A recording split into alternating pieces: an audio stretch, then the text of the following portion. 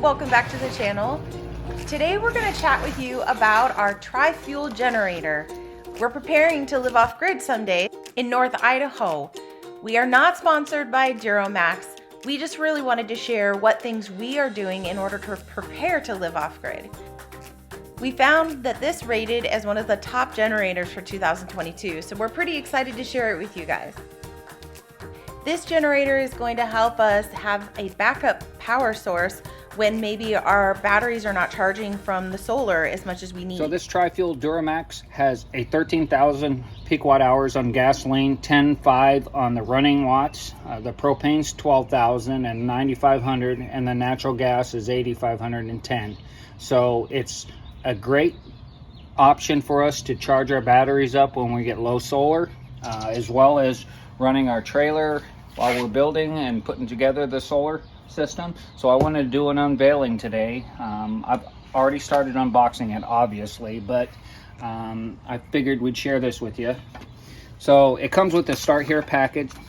I have not opened it up because men don't read instructions, as I said before on our channel, but it comes with this neat stickers. Looks like it's got a carbon monoxide safety register, and then here's a parts kit, how to hook things up, and how to start it up, just a general do-it-yourself startup kit, how to fix things, how to change stuff, and what to do on hooking this up. It's pretty simplified, and I always like pictures, so you can watch and look at pictures. So after cutting it open, the first box we come to on the side is a hose for natural gas. It also has a valve in it for quick connect there. So that's handy. It looks like it's about 10 feet of hose. And the second box we come to has some accessories, a couple of tires, handles. This is 260 pounds, so it's a dolly system that you have to put together. Then it comes with a regulator, miscellaneous assortment of different connection plugs that you can wire, which that's nice.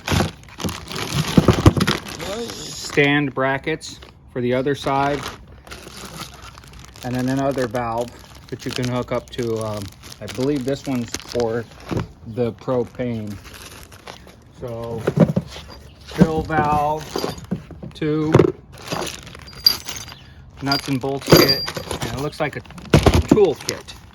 It even comes with a tool kit with assorted wrenches and different things. So it's pretty much ready to put together. It's simplistic. There's very little you need to do other than until the hookup of it. So we'll put this off to the side.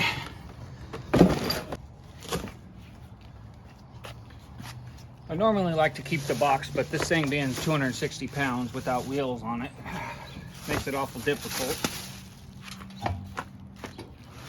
Pick this up, slide her over here, or attempt to pick it up.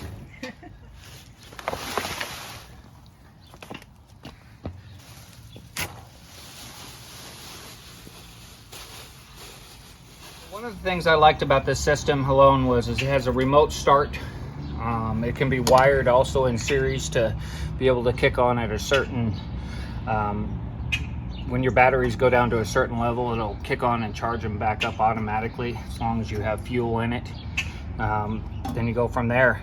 But as you can see, this is 50 amp, 30 amp, couple of 110s, and another 30 amp breaker, and it has different NEMA plugs. So if you have a different configuration in NEMA plugs, you can hook it up. It also has those, if you don't have them, you also have these pigtails that'll wire into all these. So that's a pretty neat deal. Push start, low oil charging. It makes it real simple for homeowners to do that. So let's get into putting the wheels and handles on this and go from there. Head for the sun, follow your footsteps, edge of the world, right to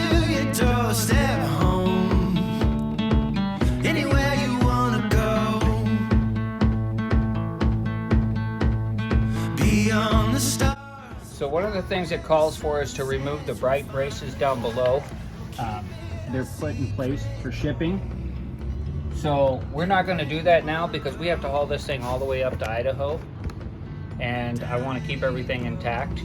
Right now we're just putting it together, checking it out to make sure everything's fit and we can store it a little bit better in our garage. But until then, just remember you have to remove the braces on the bottom of the engine. It gives it for the vibration, it keeps it stabilized in shipment.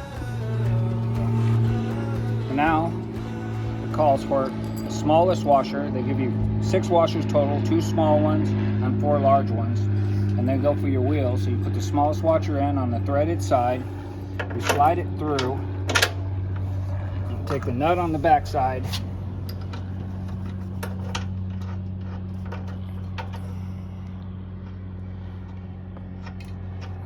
repeat the same process on the other side. So there's 2 sides of this wheel. This shaft has an extension on this side with ball bearings in it. This goes to the inside of it. So you add a washer and the long part of the shaft facing inward. Got to use a little muscle here.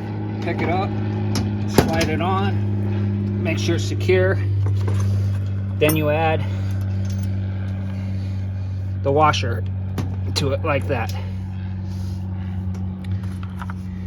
Cotter pin. It's in right here in front of the washer, and that's the keeper of it.